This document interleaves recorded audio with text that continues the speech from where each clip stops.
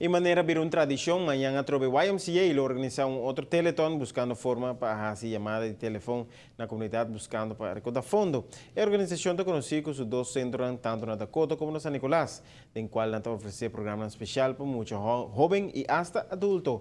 Pero para YMCA por seguir ayuda, está necesario para también recibir ayuda financiera necesaria por nuestra comunidad. Desde quadro aqui, o YMCA Aruba amanhã quer lograr meta de no menos que 10.000 florins na donação. Estou muito contente e muito excitada. A cultura para a preparação está clara. Nós estamos clara para o webs a 6 horas. Sim. Vários maneiras de escutar DJ na beach tennis. Tudo isso aqui já acaba tudo na clara. Corretamente. E também é basquetebol tournament tour costa clara. Para o evento tanto na San Nicolás e Dakota. Besides a expectativa na Kiko, lo qual que você não quer pedir ao povo de Aruba? Well, na primeiro lugar, me dá uma chamada na todas as celebridades e invitar viagem mais para binge a website 6 horas na YMCA Dakota of San Nicolás e nossa conta riba suporte.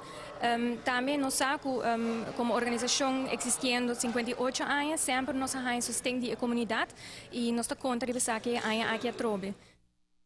Tur donação para conseguir portar esta ajuda.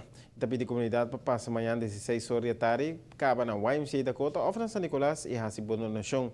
Lo tem entretenimento para grande e chiquito. YMCA conta com amanhã.